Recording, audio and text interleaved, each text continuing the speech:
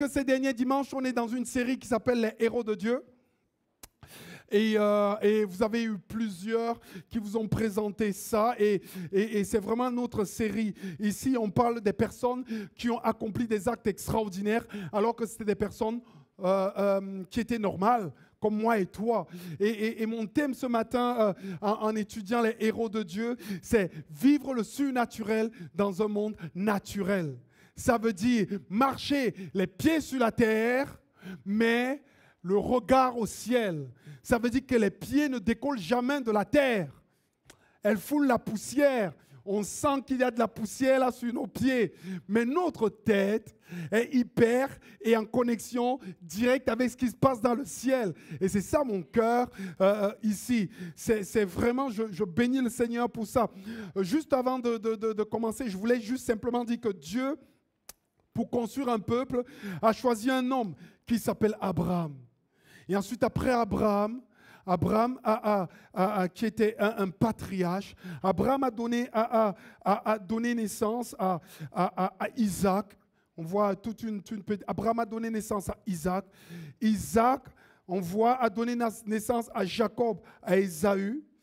Et on voit que c'est Jacob qui a été choisi et béni. Et on voit que Jacob a donné naissance aux 12 tribus d'Israël. Ici, ça ne fait pas 12 parce que Joseph compte double.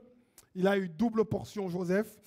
Et ensuite, après, cette tribu a donné le peuple d'Israël. Et du peuple d'Israël est sorti Jésus. Et Jésus est sorti les croyants du monde entier. Et nous sommes, c'est la lignée de la foi. Et ce matin, le personnage qui m'impacte aujourd'hui, c'est le patriarche Jacob.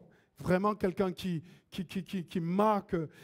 a marqué mon existence. J'aime tellement lire ce personnage et c'est fort. Et ce qui me plaît, c'est qu'il a vécu une expérience vraiment très, très forte, très, très forte, parce qu'il venait de recevoir vraiment la bénédiction de la part de son père, mais il a pris dans des circonstances douteuses, en trompant son père, en mettant une peau d'animaux et laissant son frère aller préparer le petit ragoût, mais lui, la mère l'a préparé avant, et lui, il a obtenu la bénédiction, mais quand le frère est venu, c'était trop tard, et Jacob, il fuyait sa maison, et là va arriver une expérience extraordinaire qu'il va vivre.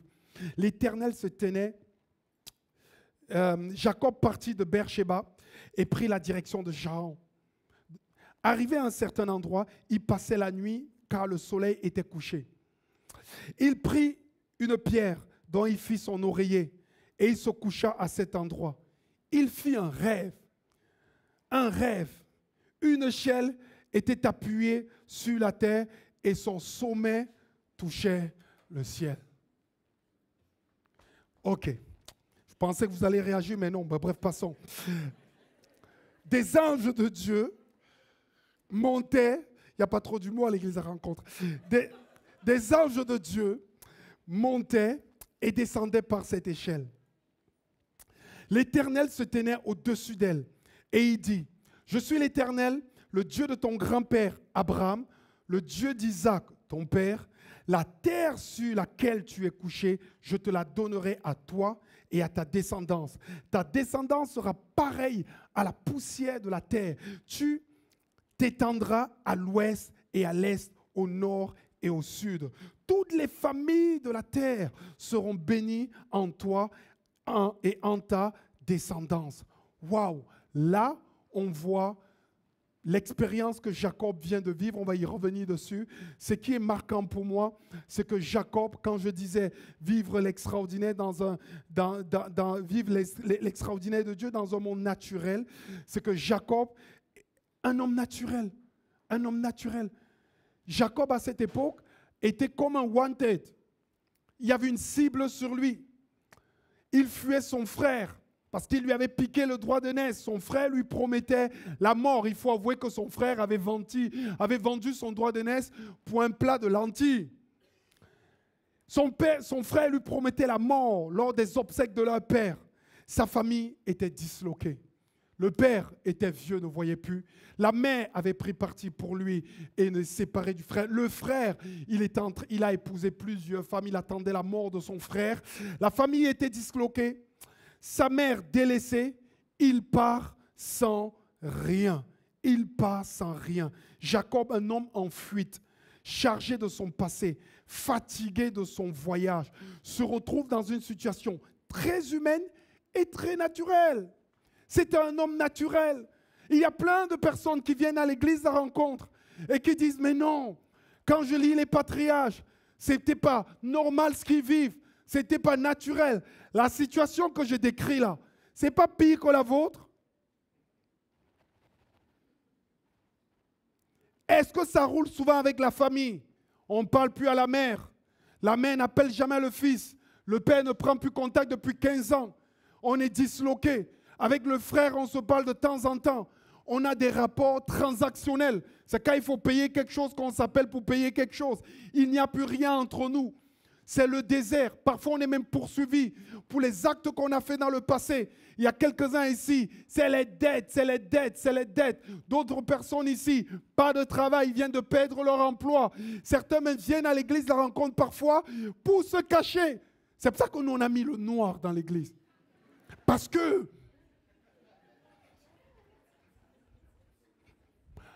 on peut vous accueillir en mode furtif. Si tu es blanc, tu seras plus vite vu. Je n'ai pas envie de faire l'inverse parce que certains vont se sentir attaqués. Moi, j'ai la chance, comme je suis black, je peux faire toutes les blacks sur les blacks. On ne te voit pas dans le doigt. Toi, t'es blanc, tu ne peux pas. Bon, bref, on voit la vie de Jacob, qui est un homme naturel, qui fuit sans rien. Ça veut dire que problème d'argent. Tu as des problèmes d'argent? On voit quelqu'un qui a une vie naturelle. Il se couche parce qu'il est désemparé. Est-ce qu'il y a des gens qui sont dépressifs? Lui, il était dedans. Dépressif jusqu'au bout. Dislocation familiale. Éclatement de partout. Un homme, comme on dit en Afrique, très naturel. Dans le sens parfois péjoratif du terme. C'est quelqu'un comme nous. Et moi, j'aime la Bible parce qu'elle décrit les traits des gens qui sont comme nous. Et je peux donc m'identifier à la vie qu'il vit. Il se retrouve dans cette situation. Il dort à la belle étoile avec une pierre pour oreiller. Nous, on est mieux que Jacob. On n'a pas de pierre pour oreiller. Il y a des gens, ils ont des oreillers maintenant. Oreillers en mémoire de forme. Je vais vous désigner ici. Je connais, je suis rentré dans quelques chambres. Quand vous avez déménagé. Il y a des gens même qui font même la pub de leur oreiller. Oh, t'as pas vu mon oreiller? Tu l'as eu. Oh, je peux pas te dire. C'est une influenceuse là, quoi. Tu sais pas, elle fait plein d'essais d'oreiller et tout. Quand tu mets ton cou comme ça, ton cou ressort comme ça, Jean l'oreiller te masse. Wow, quoi? Lui, il avait une pierre pour oreiller. Tu t'es déjà couché la tête sur une pierre? Parfois, c'est dur. Parfois, c'est dur. Les parties, c'est compliqué. Belle étoile, sans maison. Il y a des gens pour qui c'est compliqué en ce moment. Tu es comme Jacob. Si tu es une fille, mets le E à la fin, Jacob. C'est la même chose. Rien de spectaculaire. Et pourtant, c'est dans cette condition-là que le ciel s'ouvre. C'est dans cette condition-là que le ciel s'ouvre. J'ai envie de te dire, la première chose que je voudrais te dire ce matin, Dieu choisit des lieux ordinaires pour des rencontres extraordinaires. Dieu choisit des lieux ordinaires pour des rencontres extraordinaires.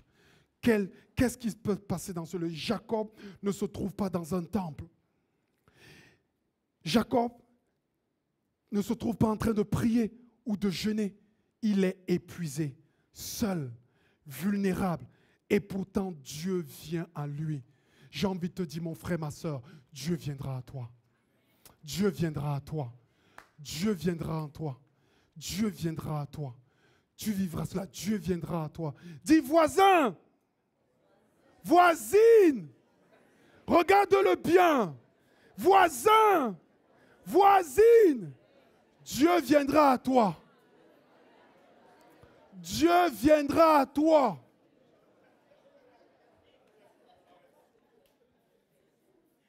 Il est épuisé, seul, vulnérable. Pourtant, Dieu vient à lui. Cela montre que le surnaturel n'est pas limité au lieu saint. Dieu peut nous visiter dans notre route de Charan. Quelle est ta route de Charan? Dans notre quotidien le plus banal. Moi, j'ai l'impression qu'il y a quelques-uns ici, ils ne croient pas que Dieu est partout. Il y a quelques-uns qui disent, on doit arranger les choses pour que Dieu se montre. Dieu est Dieu partout. Il n'y a pas d'endroit où Dieu n'est pas. Vous ne me croyez pas. Non, vous ne me croyez pas. Non, vous ne me croyez pas. Il y a d'autres personnes, je vous assure, que quand certains se déplacent à un certain endroit, ils savent que oui, intellectuellement, mais ils ne croient pas que Dieu est Dieu partout. La démonstration de Dieu ne peut être arrêtée par un espace ou par un temps. Dieu est Dieu partout. Non seulement il démontre qu'il est le créateur, mais il est créateur, puissant, fort, magnifique, extraordinaire, pouvant faire toutes choses en tout lieu, en tout temps, en tout moment. Il n'y a pas un endroit où Dieu n'est pas Dieu. Donne une acclamation au Seigneur.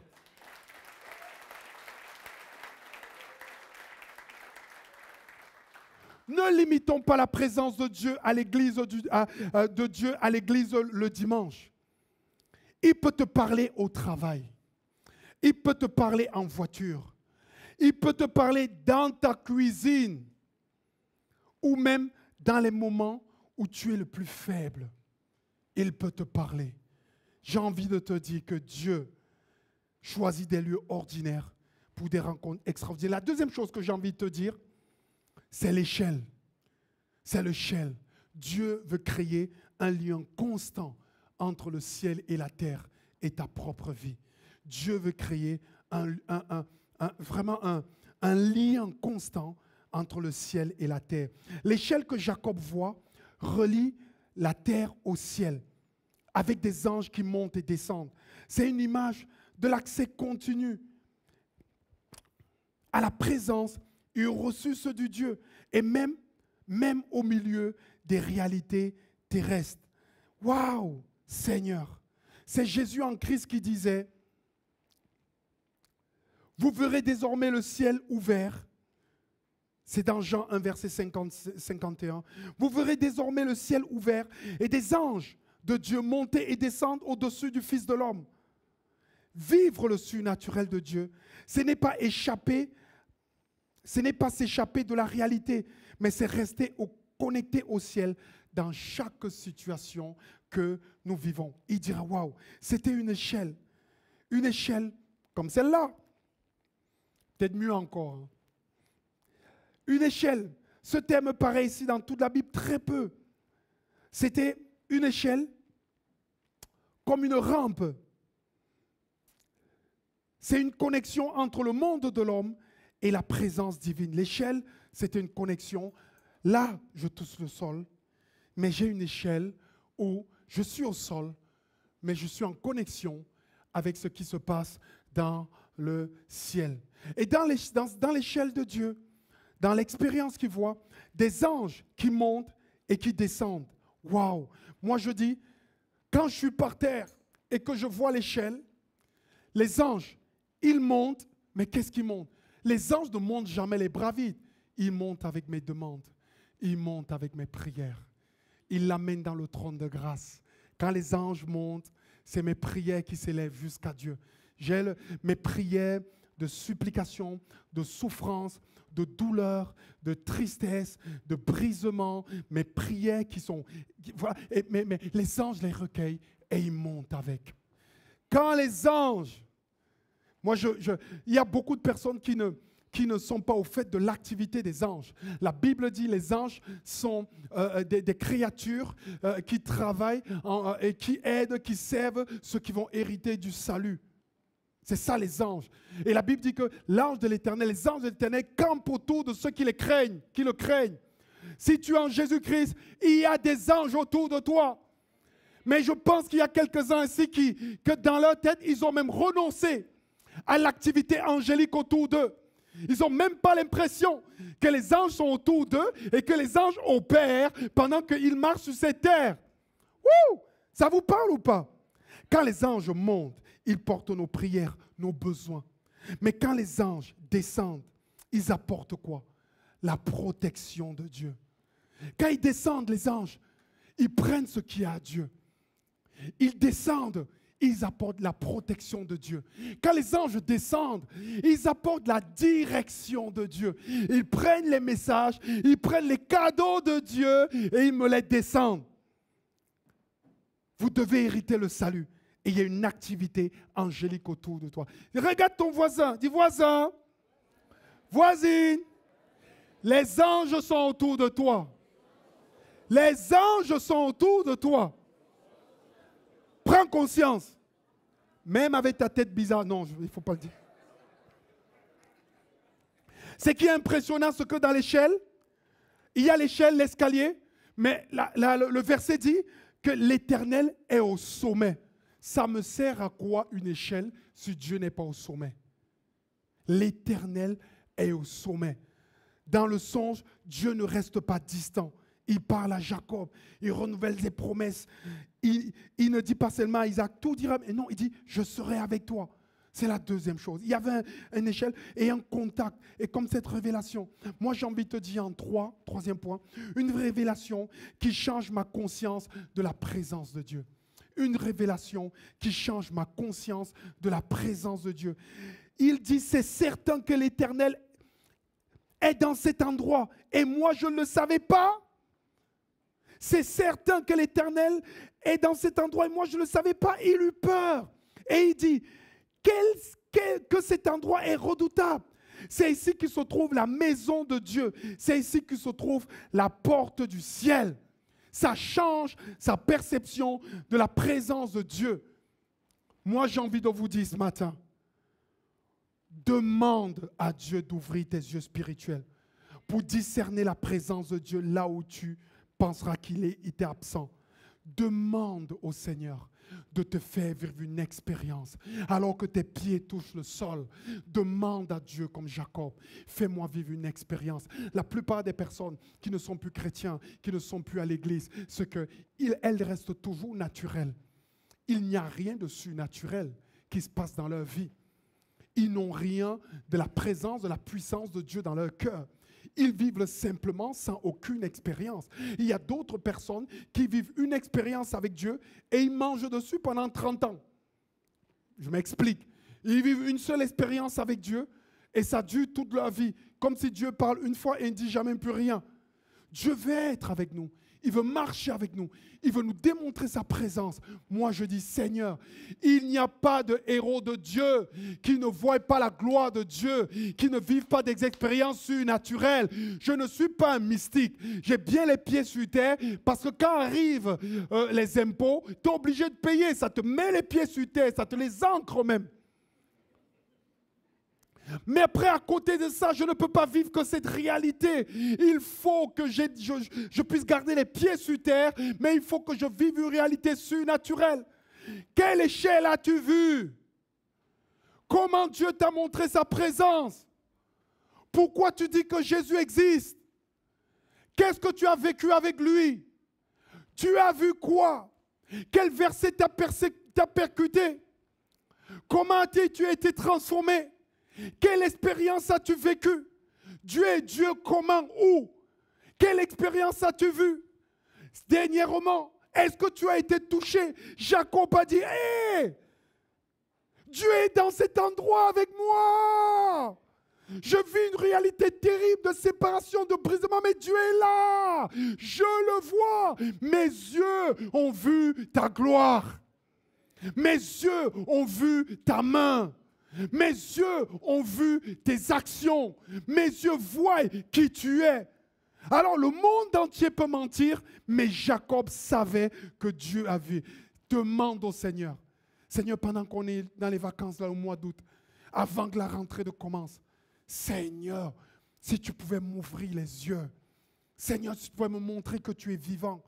Recherche le Saint-Esprit. Recherche le Saint-Esprit. Dieu au ciel de tout, Dieu au Père de t'ouvrir le ciel. Recherche le Saint-Esprit. Je vous ai mis une panoplie de ce qu'on recherche le Saint-Esprit, des choses qu'il est capable de nous faire vivre. Ça, c'est tous les dons que le Saint-Esprit peut nous donner. Tous les dons que le Saint-Esprit peut nous donner. Vous avez les passages écrits, la sagesse, des paroles de connaissance, les dons de guérison, l'opération des miracles, la prophétie, le discernement des esprits. Le Saint-Esprit peut venir vous donner, vous permettre d'être un don pour les autres.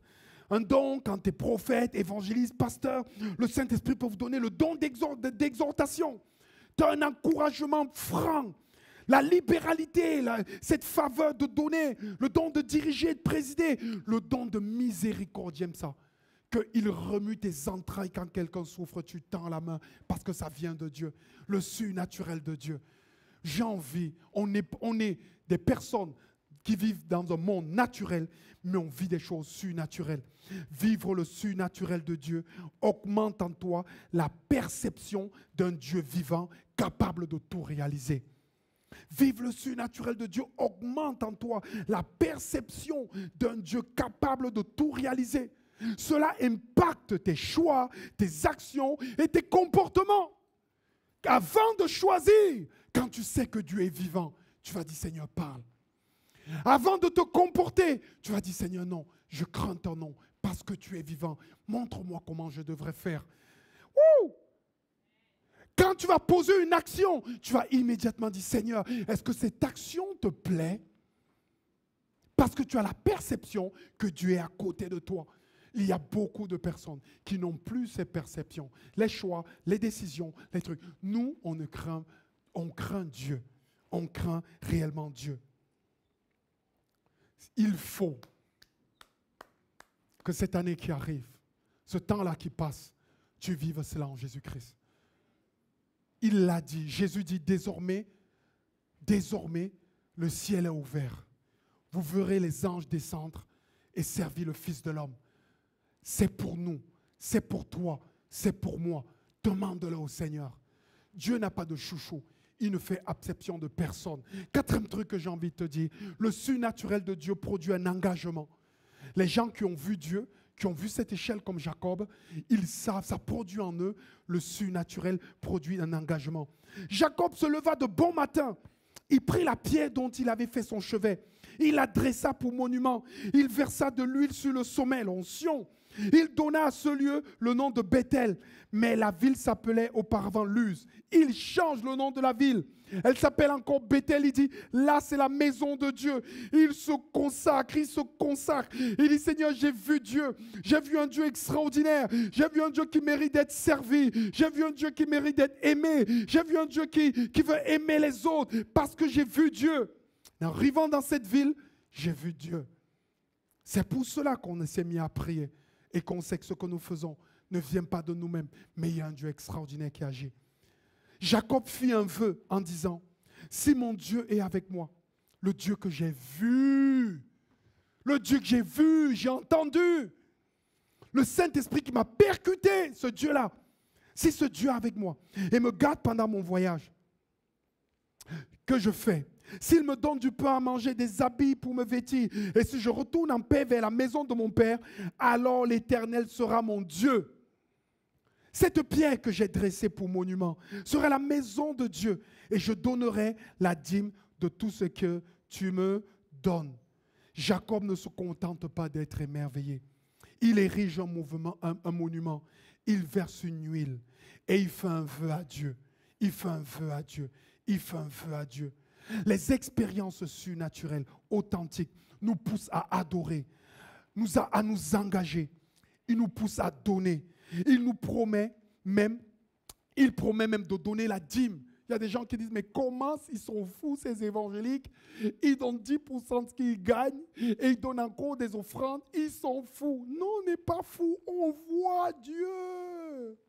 On voit Dieu. J'entends plein de gens lire sur Internet les polémiques. Non, on ne donne pas une organisation. On donne un Dieu vivant. Mais pour le matérialiser, on le fait dans son église. Moi, je ne donne pas à quelqu'un. Quand notre famille donne, on donne au Dieu vivant. On a une alliance avec lui. On le voit. On voit Dieu agir. Même C'est pour ça que Jacob a donné la dîme de tout. Signe concret que cette rencontre a changé sa manière de vivre. Rencontre surnaturelle. Et on voit que quelque temps après, l'homme Jacob, il est resté, un homme resté naturel. Il revit les mêmes problèmes que nous. Après cette expérience, tu aurais pu penser que Jacob serait I believe I can fly ou butterfly. Non, Jacob revit les mêmes expériences que nous dans la vie. Mais il y a une dimension surnaturelle dans sa vie. La Bible dit Dieu fait lever le soleil et il fait pleuvoir sur les bons et sur les méchants. Ça veut dire que les mêmes expériences sont données à tous les hommes sur la terre. Mais il y a quelques hommes, quelques personnes qui ont ce lien avec Dieu. Jacob, il est resté naturel parce que la Bible dit, il est parti chez Laban, son oncle. Et Laban, c'est aussi un bon magouilleur mieux que lui. Et il a vu une jolie femme extraordinaire, Rachel. Et ils se sont entendus pour qu'il travaille 7 ans pour Rachel, pour pouvoir l'épouser. Jacob travaillait 7 ans pour obtenir Rachel. Et ces années furent à ses yeux comme quelques jours parce qu'il l'aimait. Oh! Mais sauf que le jour du mariage avec Rachel, on lui a balancé Léa. Léa, boum. Le gars, il allait se plaindre, il est trompé par plus fort que lui. L'oncle aussi, il est terrible. Les affaires naturelles de la vie. Le comportement naturel de Jacob. Et il a travaillé 14 ans pour ça. Mais malgré ça, il avait fait une expérience extraordinaire avec Dieu. Tu vivras encore des difficultés, des combats, des luttes. Tu travailleras encore peut-être comme Jacob, 14 ans, après avoir vu ça. Mais celui qui a vu Dieu ne peut pas l'ignorer. Celui qui a vécu ce genre d'expérience et qui le vit au quotidien ne peut pas l'ignorer. C'est impossible. C'est impossible. On voit que Jacob vit encore, c'est un homme naturel. Naturel. Au bout d'un temps, Laban, ça suffit. Il a tellement de brebis. Laban lui dit, écoute, comment je peux te remercier? Jacob, il dit, écoute, les brebis t'achetées. Toi, tu gardes celles qui ne sont pas t'achetées. Moi, je garde les t'achetées. Il trouve une astuce pour mettre des trucs dans l'eau, blablabla, dans les branches et tout. Technique du village. Bam. Toutes les brebis qu'il donne sont achetées. Il récupère tout ça et il fuit. Il part, Laban le rejoint. Dieu a convaincu Laban entre-temps. Hop et tout. Et cette même nuit-là, il reste seul. La Bible dit qu'il restait seul. Alors, un individu lutta avec lui jusqu'à l'aube. Et on voit encore Jacob, c'est un homme naturel. Mais il vit une deuxième expérience spirituelle avec l'ange qui vient lutter avec lui. Quand tu as commencé à marcher sur terre, tout en vivant dans le ciel et des expériences spirituelles, ça ne s'arrête pas. Une fois, ça passe. 2 fois. La première fois, c'était pour que Dieu fasse alliance avec lui en disant, la promesse d'Abraham, elle était à Isaac, elle est à toi. La deuxième fois, quand l'ange revient, c'est pour changer son nom. Il dit, toute la nuit, ils ont lutté. Jacob n'a pas lâché. Il faut que tu me bénisses. L'ange lui dit, l'ange le démie à la hanche et il tient encore. Et quel est ton nom? Jacob dit, mais je m'appelle Jacob. Ça veut dire usurpateur, supplanteur, voleur et tout. Il tient, bénis-moi. Il dit, maintenant ton nom est changé. Tu t'appelles Israël. C'est le nom de cette nation est pour toi. Et il est là dans une expérience. Moi, ce qui me plaît, c'est que l'expérience surnaturelle change sa vie naturelle. Ce n'est pas juste une expérience surnaturelle, parce qu'elle a un impact sur ma vie naturelle. Lorsque Jacob est parti après cette pierre et cette échelle, il a toujours su que Dieu allait le bénir. Il voyait que ses brebis augmentaient, il l'a épousé, ses 12 fils sont nés, il a été béni, il devient une nation.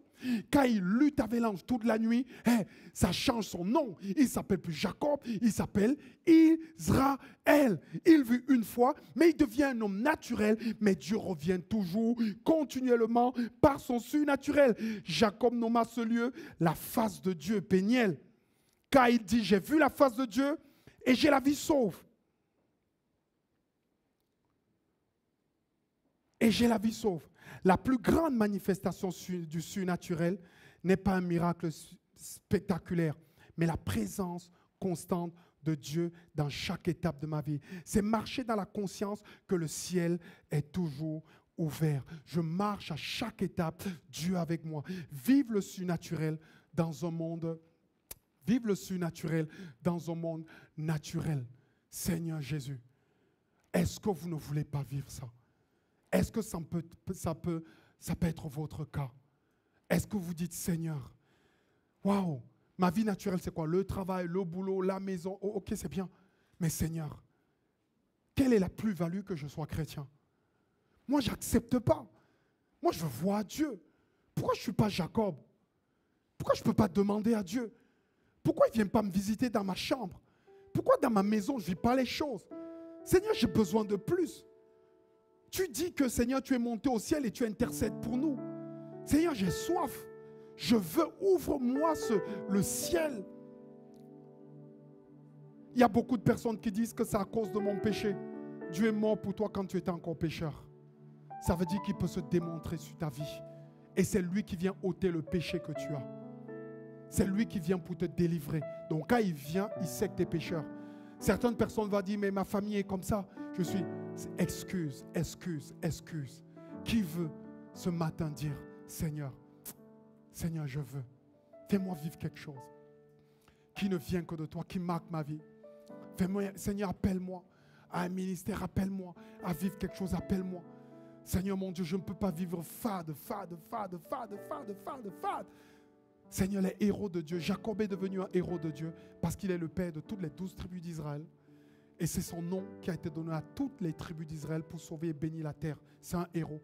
C'est un héros parce qu'il a appris, alors que ses pieds étaient sur terre, à attendre le surnaturel de Dieu. Alors que ses pieds étaient sur terre, à désirer le surnaturel de Dieu. Alors que ses pieds étaient dans les problèmes, les difficultés, la boue, le combat, les luttes, à désirer le surnaturel de Dieu. Quand je me lève dans un lieu sombre, petit, fermé dans ma chambre, je crie à Dieu, ouvre-moi le ciel. Donne-moi une phrase, un verset, un mot, touche-moi. Change ma vie, remplis-moi de ton Saint-Esprit. Donne-moi tes dons, des dons les meilleurs, quelque chose d'extraordinaire. Est-ce qu'on peut baisser nos fronts ce matin? Là où tu es, j'aimerais simplement que tu puisses dire, Seigneur, j'ai besoin de toi. Et Seigneur mon Dieu, vivre dans ce monde naturel ne me suffit plus. J'ai besoin de voir, Seigneur mon Dieu, ta main et ta touche dans ce que je vis. Père de gloire, ô Dieu de gloire, ce que j'ai ne me suffit plus. Seigneur, j'ai besoin de plus. J'ai besoin de plus. Tu peux dire au Seigneur, Seigneur, quand je t'ai donné ma vie, Seigneur mon Dieu, je sais que le paradis existe, mais Seigneur, Jacob était sur terre quand il a vécu ça. Abraham était sur terre quand l'ange lui a rendu visite.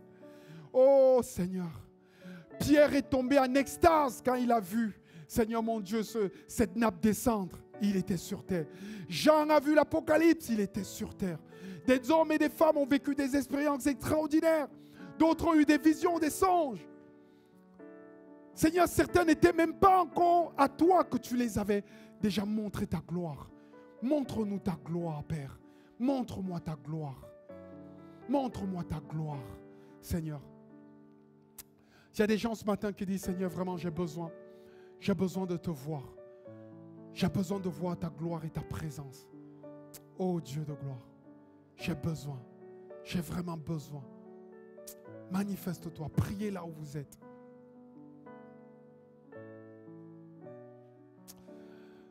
Si vous avez besoin de prière ce matin, pouvez vous avancer sur le devant, on va prier pour vous. Ici devant, on peut prier pour vous, on peut prendre un temps pour prier pour vous. Si vous avez besoin vraiment de la main de Dieu, de sa grâce, de sa présence, croyez que Dieu a autorité en disant, Seigneur, j'ai besoin de voir ta gloire. Seigneur, ça ne me suffit pas. Ça ne me suffit plus. Lève-toi, viens sur le devant, on va prier pour toi.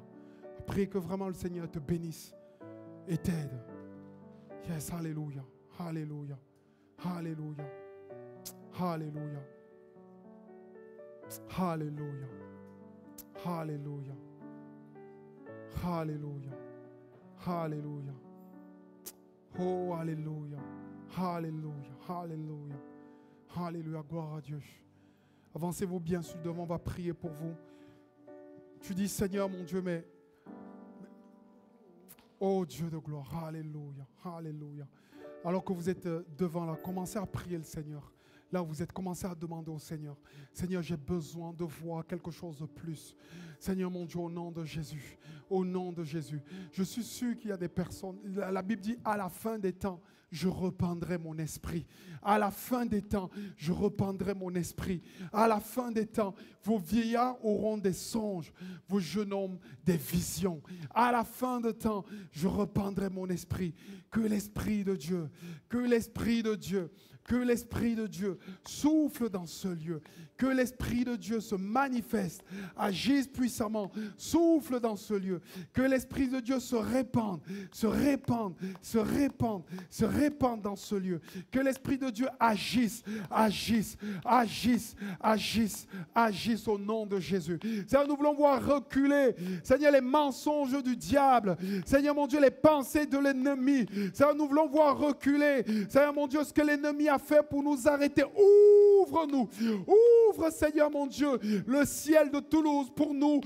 Ouvre mon ciel, ouvre mes yeux. Seigneur, mon Dieu, tu dis que, oh Seigneur, mon Dieu, que tu illumineras les yeux de nos cœurs. Tu illumineras les yeux de nos cœurs, afin que nous puissions savoir quelle espérance est attachée à ton appel. Seigneur, mon Dieu, manifeste-toi. Oh, agis, agis, agis. Agis, Seigneur, mon Dieu. Glorifie ton nom. Merci, Jésus. Alléluia. Merci, Seigneur, que ton nom soit béni, Père.